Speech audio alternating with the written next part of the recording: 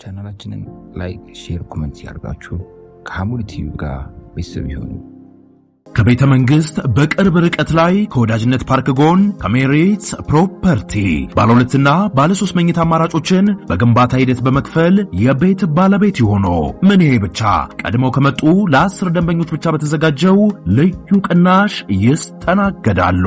ባለ 2 መኝታ በ720 ሺህ ብር፣ ባለ 3 መኝታ ከ1.1 ሚሊዮን ብር ቅድመ ክፍያ ጀምሮ ማግኘት ይችላሉ። አሁን ላይ በወንዝ ዳር ፕሮጀክት በተከበበችው ፒያሳ በአራዳ ፓርክና ወዳጅነት ፓርክ መሃል ላይ ይገኛል። እንዲሁም በ1 ኪሎ ሜትር ርቀት ላይ ሁሉንም መሰረታዊ ነገሮች የሚያሟላ አብርሆት ላይብረሪ፣ ኤሊያና ሆቴል እንዲሁም ሸራተን ሆቴል፣ ሊሴ ገብረ ማርያም ትምህርት ቤትና ካቴድራል ስኩልን በቅርብ የሚያገኙበት ከተፈጥሮ ጋር ተወዳጅተው የሚኖሩበት ውብ የመኖሪያ መንደር ከሜሪትስ ፕሮፐርቲ። ለበለጠ መረጃ በ0906 862727 አለያም በ0906 44 2727 ላይ ይደውሉ። ስንተዛዘን አንዱ ለአንዱ ሲያዝን ለእንስሳም አላህ ለፈጠራቸው ፍጥረታት በአጠቃላይ ስናዝን አዛኙ ጌታ ያዝንልናል። ነብዩ ሰለላሁ ዐለይሂ ወሰለም በብዙ ሐዲሳቸው የገለጹት ወኢነማ የርሐሙላህ ሚን ዒባዲህ አላህ ከባሪያዎቹ እዝነትን የሚለግሳቸው የሚያዝንላቸው አሩሃማ አዛኞችን ነው። አው አዛኞችን ነው፣ ለጨካኞች አይደለም። ለአዛኞች አላህ እዝነት አለው። ለዚህም ሲባል የዓለም ህዝብ ዛሬ የሚተዛዘነው የሚበላው የሚጠጣው አንዱ ለአንዱ የሚጨነቀው በአብዛኛው ማለት ይቻላል በአላህ አንድ እዝነት ብቻ ነው። ለዚህ ነው ነብዩ ሰለላሁ ዐለይሂ ወሰለም የአላህ እዝነትን ሲገልጹ ምን አሉ? ጀዐለላሁ ረሕማ አላህ እዝነትን አደረገ 100 ጁዝኢን 100 ክፍል አደረገ። የአላህ እዝነት 100 ናቸው። ፈአምሰከ ዐንደሁም እሱ ዘንድ ደግሞ አስቀረ 99 99ን እሱ ጋር ነው ያለው። ወአንዘለ ፊል አርዲ ጁዝአን ዋሂዳ አንዱን ክፍል ብቻ ነው አላህ ምድር ላይ ያወረደው። በዚህም ባወረደው እዝነት فمن ذلك الجزء تتراحم الخلائق ፍጥረታት በአጠቃላይ ይተዛዘናሉ። እንስሳ ጭምር ልጇን ላለመርገጥ እግሯን ከፍ ታደርጋለች። ለምን? ልጇ ላይ እግሯን ላለማስቀመጥ እንዳትጎዳት። በዚህ ጭምር እንስሳ ጭምር በአላህ አንድ እዝነት የዓለም ህዝብ ይተዛዘናል። 99 ከተባለ አላህ ለአኺራ ቆየው። ለማን? ለአማኞች። አላህ ይወፍቀን። አስቡት ከዱንያ አንድ እዝነት ጋር አላህ ይደባልቀውና 100 ያረገውና የውመል ቂያማ ለአማኝ ባሮች አላህ ይለግሰዋል።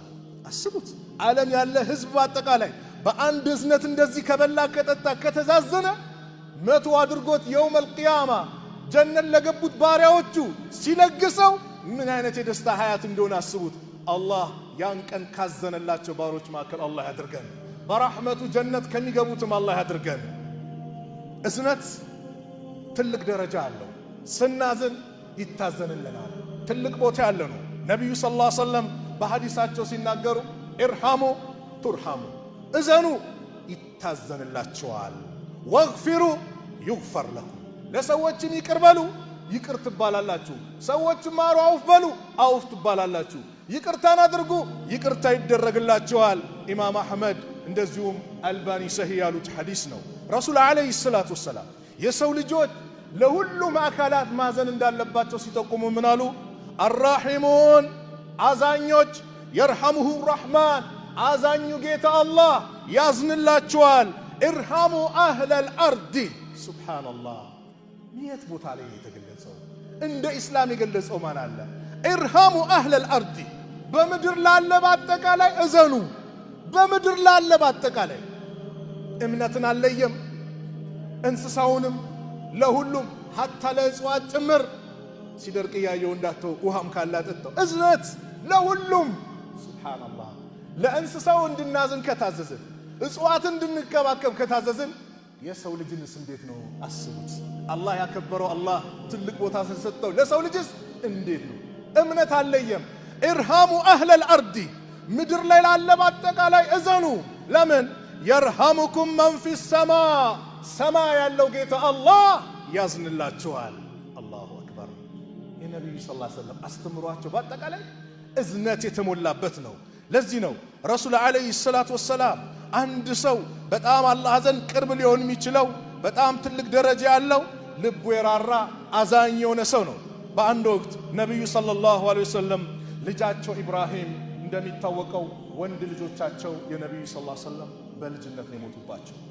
ኢብራሂምም እንደዚሁ በልጅነት ነበር ከግብፃዊቷ ሴት ከማርያቱል ቅብጥያ የወለዱት ኢብራሂም በልጅነት ነበር የሞተው። ልክ ኢብራሂም ነፍሱ ገባ ወጣ ስትል ሊሞት ሲል ሲያዩት ነብዩ ሰለላሁ ዐለይሂ ወሰለም እጅግ አዘኑ። አይናቸውም እንባ ማውጣት ጀመረ። ማንባት ጀመሩ፣ ማልቀስ ጀመሩ። የዚህ ጊዜ ታላቁ ሰሃባ አብዱራህማን ኢብኑ አውፍ ወአንተ ያ ረሱላላህ አንቱ እርሶም ያለቅሳሉ እንዲህ አይነት አላቸው። ነቢዩ ሰለላሁ ዐለይሂ ወሰለም አሉት የብነ አውፍ አንተ የአውፍ ልጅ ወይ ኢነሃ ረሕማ እጅግ እዝነት ናት አሉ። ثم أتبعها بأخرى ከዛም ሌላ ንግግራቸውን አስከተሉ። ኢነ ለዐይነ ተድመዕ አይን ታለቅሳለች፣ ወልቀልበ ያሕዘን ልብ ያዝናል፣ ወላ ነቁል አንልም ኢላ ማ የርዳ ረቡና ጌታችን የሚወደውን ቃል እንጂ። ሰው ሲሞት መጥፎ ቃል አትናገርም። አላህን የሚያስቆጣ ቃል ሙሾ እየመቱ ደረት እየመቱ ምን ምናምን በኢስላም የተከለከለ ነው። ነገር ግን እዝነት ናት። ሰው ሞቶ ማልቀስ እዝነት መገለጫ ነው። ሐራም አድርገህ እንዳታስበው። ማልቀስህ የእዝነት መገለጫ ነው። በአንደበትህ ብቻ መጥፎ ቃል እንዳታወጣ ነብዩ አሉ። ነገር ግን አላህ የማይወደውን ቃል አንናገርም አሉና ወኢና ቢፊራቂከ ያ ኢብራሂም ለመሕዙኑን ኢብራሂም ወይ አንተ ከኛ በመለየትህ እናዝናለን አሉ። አዎ ወዳጅ ሲሄድበት አዝናለህ፣ እናት አባት ሲሄድበት አዝናለህ፣ ወንድም እህትህ፣ ሚስት፣ ባል፣ ልጆች ሲሄዱ ወዳጆቹ ሲሄዱ የሰው ልጅ ጠቢዓው አላህ የሰጠ ረሕማ ነው፣ እዝነት ነው፣ አልተከለከለም። ነቢዩ ሰለላሁ ዐለይሂ ወሰለም እጅግ ለሰው ልጆች በአጠቃላይ ያዝኑ ነበር። ለሰው ልጆች በአጠቃላይ ለሁሉም ፍጥረታት አዛኝ ነብይ ናቸው። ያ ወደ ሰቂፍ በሄዱበት ሰዓት ላይ እብድ ሕፃኑን ሁሉም ልቆባቸው ድንጋይ ሲያወረውሩባቸው ራሳቸውን ስተው ወድቀው ጅብሪል መጥቶ አላህ የሁለቱ ተራራ መላእክቶችን ልኮልሃል እዘዛቸው አንተን እንደዚህ ያደረጉ ህዝቦች የእጃቸውን ያገኙ አጣብቆ ያጠፋልሃል እዘዝ ብቻ ተባሉ። اللهم ارحم قومي الله ወይ ለህዝቦች የዘንላቸው فإنهم لا يعلمون እነሱ ካያውቁም እኔ እንዲጠፉ አልፈልግም። ከነሱ አብራክ አላህን የሚገዛ ይመጣል ብዬ ተስፋ ስለማደርግ እንዲጠፉ አልፈልጉም። በቀልን ማይወዱ ነብይ ረሱል አለይሂ ሰላቱ ወሰላም ለሰው ልጆች በአጠቃላይ ያዝኑ ነበር። አብዱላህ ኢብኑ ዐምር ረዲየላሁ ዐንሁማ ባስተላለፉት ሐዲስ أن النبي صلى الله عليه وسلم تلا قول الله عز وجل في إبراهيم نبي الله إبراهيم ناس ملكته قرآننا نببو ربي إنهن أضللن كثيرا من الناس إبراهيم እንግዲህ ዳዕዋ አድርገው እነዚህ ሰዎች አብዛኛውን ሰው አጥምመዋል። فمن اتبعني فإنه مني እኔን የተከተለኝ ከኔ ነው እኔን ያመፀኝ ደግሞ አሉና አንተ አዛኝ ሩህሩህ ነህ ይህን ቃል ቀሩ። ከዛም ቀጠሉ ነቢዩላህ ኢሳ ዳዕዋ አድርገው ሰዎች የአላህ ልጅ ነው እንደዚሁም አምላክ ነው ብለው ሰይሟቸው አንተ እኔና እናትንና አንተን እንዲገዙ ሰዎችን ጋብዛል ሲባሉ በጭራሽ አላዘዝንም እኔ ያዘዝኩት የኔም የናንተም ጌታ አላህ ነው ብዬ ብለው የተናገሩት ንግግር አለ። ይህን የቁርአን አንቀጽ ካሉ በኋላ ኢሳ ምን ብለው ነበር? ኢን ቱዐዚብሁም ብትቀጣቸው ፈኢነሁም ዒባዱክ እነሱ የአንተ ባሪያዎች ናቸው። ወኢን ተግፊር ለሁም ሱብሓነላህ ብትምራቸውም ፈኢነከ አንተ ልዐዚዙ ልሐኪም አንተ አሸናፊና ጥበበኛውን ጌታ ነህ። ይህን አነበቡ ነቢ ስ ሰለም። ከዛ ፈረፋ የደይህ እጃቸውን ከፍ አደረጉ። ወቃለ ብለውም አሉ አላሁመ ኡመቲ ኡመቲ ጌታዬ የኡመቶቼን ጉዳይ ጌታዬ የኡመቶቼን ጉዳይ ብለው ነቢዩ ሰለላሁ ዐለይሂ ወሰለም ወበካ ማልቀስ ጀመሩ። ፈቃለ አላሁ ዐዘ ወጀል አላህ አለ ያ ጅብሪል ወይ ኢዝሀብ ኢላ ሙሐመድ ወደ ሙሐመድ ሂድ ወረቡከ አዕለም ጌታህ ያውቃል ፈሰልሁ ጠይቀው ማ ዩብኪከ ምንድነው የሚያስለቅስ ብለህ ጠይቀው። ፈአታሁ ጅብሪል ዐለይሂ ሰላም ጅብሪል መጣ ፈሰአለሁ ጠየቃቸው። ፈአኽበረሁ ረሱሉላህ ሰለላሁ ዐለይሂ ወሰለም ቢማ ቃለ ወሁወ አዕለም አላህ ምን እንደተከሰተ እያወቀ ጅብሪልን ጠየቃቸው። ለነቢዩ ሰለላሁ ዐለይሂ ወሰለም ነገሩት። ፈቃለ አላህ አለ ያ ጅብሪል ወይ ኢዝሃብ ኢዳውንም ኢላ ሙሐመድ ወደ ሙሐመድ ሂድ ፈቁል ኢና ሰኑርዲከ ፊ ኡመቲክ እኛ በኡመቶች እናስደስታለን ወላ ነሱአክ እንደዚሁ አናስከፋህም። ሱብሓነላህ ለኡመታቸው ያለቀሱ ነቢይ ሲሰግዱ እንባቸው መሬት የረጠበ ጺማቸው በእንባ የራሰ በምን ኡመቲ ኡመቲ ኡመቶቼን አደራ እያሉ ነቢዩ ለኡመታቸው የተጨነቁ አዛኝ ነቢይ አዛኝ ዲን አዛኝ አምላክ አላህ ሱብሓነላህ ዲኑ የእዝነት ነቢዩ የእዝነት አምላኩ የዓለማት እዝነት ዓለማትን የፈጠረ አላህ ተገቢ አምልኮ የሚገባው አላህ አዛኙ ጌታ አላህ ለነቢዩ ኡመት እናስደስትሃለን አናስከፋህም። ነቢዩ ሰለላሁ ዐለይሂ ወሰለም በአንድ ወቅት ዘይነብ ልጃቸው አስጠራቻቸው። ልጇ ሊሞት እያለ ነው። ከዛ መጡ ነቢዩ ሰለላሁ ዐለይሂ ወሰለም ሲይዙት ነፍሱ ገባ ወጣ ትላለች። ነቢዩ አለቀሱ። ሰዓድ የሚባለው ሰሓቢ ያ ረሱላላህ ማ ሃዛ ይሄ ምንድን ነው አላቸው። እንባቸው ሃዚሂ ረሕመቱን እቺማ እዝነት እቺማ እዝነት ናት ጀዐለ ላሁ ፊ ቁሉብ ዒባዲህ አላህ በባሪያዎቹ ቀልብ ያስቀመጣት ወኢነማ የርሐሙ ላሁ ሚን ዒባዲህ አላህ ከባሪያዎቹ እኮ የሚያዝነው አሩሐማ ለአዛኞች ነው። ነቢዩ አላዋቂ የሆነ ሰው ጃሂል የሆነ ሰው ሲሳሳት እዝነታቸው ልዩ ነበር። የምታውቁት ሐዲስ አለ አይደል? አንድ አዕራብይ መጣ ነቢዩ ሰለላሁ ዐለይሂ ወሰለም መስጊድ ላይ መጣና አነስ ሲናገሩ ፈባለ ፊ ጣኢፈቲል መስጂድ በመስጊዱ የሆነች አንድ ቦታ ላይ ሽንቱን ሸና። ፈዘጀረሁ ናስ ሰዎች አዋከቡት። መስጊዱ ትሸናለ ሊደበድቡት አሉ። ፈነሃሁም ነቢዩ ሰለላሁ ዐለይሂ ወሰለም የአላህ መልእክተኛ ከለከሏቸው። ተውት ይጨርሳሉ። አንደኛ ይጨርስ እዚህም ካለ ብዙ ቦታ ሊነጀስ ነው። ነጃሳው ቦታ እንዲታወቅ ፍቅህ አስተማሩ። አንድ ባልዲው አምጡና ድፉበት ነጃሳ ይወገዳል አሉና ሰውየውን በእዝነት አዛኝ ስለነበሩ መስጊድ የሸነው የተከበረ ቦታ ነው። ነቢዩ ሰለላሁ ዐለይሂ ወሰለም ሽንቱን ከጨረሰ በኋላ ውሃ እንዲደፋ ካዘዙ በኋላ ጠሩት። ይሄ መስጊድ ለሽንት ቤት አልተገነባም፣ ዚክር ሊደረግበት፣ ቁርአን ሊቀራበት፣ ሰላት ሊሰገድበት አሉት። ከዛ ውዱእ አድርጎ ሰገደና አላሁመ እርሐምኒ ወሙሐመዳ አላህ ወይኔና ሙሐመድን ማረን፣ ወላ ተርሐም መዐና አሐዳ ከእኛ ውጭ ግን ማንንም እንዳትምራል። ሰሃቦቹ ስለረበሹት ነቢዩ ሰለላሁ ዐለይሂ ወሰለም ናሉ ለቀድ ተሐጀርተ ዋሲዐን ምን ነው ሰፊውን አጠበብከው። አላህ ረሕመቱ ሰፊ ነው። አቡበከር ዑመር ሌላውስ ቢማር ምን ችግር አለው? አሁንም ተውት አዛኙ ስለሆኑ። ለሴቶች የነበራቸው እዝነት ነቢዩ ሰለላሁ ዐለይሂ ወሰለም ምን አሉ? ወኢኒ ለአድኹሉ ፊ ሰላቲ እኔ ሰላት ውስጥ ገባና ኡሪዱ ኢጣለቲሃ ማርዘሟን እፈልጋለሁ። ፈአስመዑ ቡካእ ሰቢይ ከዛ የሕፃኖችን ድምፅ ሰማለሁ ሲያለቅሱ። የዚህ ጊዜ ሰላቴን ቀለል አረገዋለሁ። ለምን? እናቱ እንዳትጨነቅ። ሰሃቦቹ መጥተው ስለሚሰግዱ ልጇ ሲያለቅስባት እና ለማስረዘም አስቤ እቀንሰዋለሁ። የነቢዩ እዝነት። አቡበከርም እንደዛ ነበሩ። ቢላል ሲሰቃይ ምን ሲል ከእዝነታቸው የተነሳ እንደው ከኔ ኡመት አዛኝ ማለት አቡበከር ነው ብሎም ተናግረዋል። ቢላልን በገንዘባቸው ገዝተው ነፃ ወጡ። ለእንስሳ እዝነትን አስተማረ ኢስላም።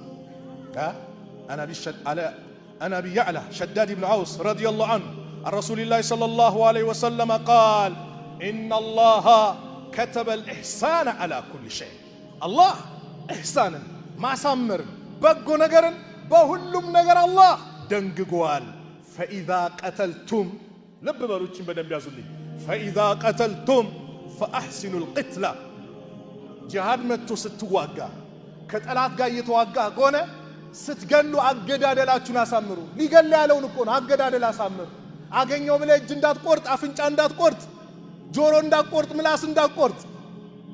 መቼ ጂሃድ ላይ ጦርነት ላይ ሆኖ ሊገል የመጣው ጠላት ስገል ራሱ ጠላትህን መጥፎ አገዳደል እንዳትገድል የዛ አይነት መርህ ያለው ዲን ነው ኢስላም። ጠላትህን እኮ ነው እንጂማ የሰው ልጅ ዝም ብሎ መግደል አይፈቀድም።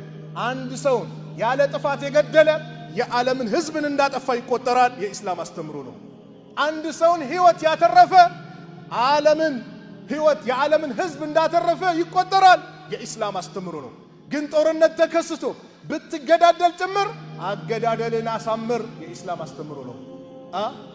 እየቆረጡ የኢስላም ጠላቶች ኢስላም ገዳይ ነው ላ እየተማርን መጥተናል። እዝነቱ እስካው የነብዩ ነበራችሁ ለሰዎች የነበራችሁ እዝነት ስትገሉ አገዳደላችሁን አሳምሩ።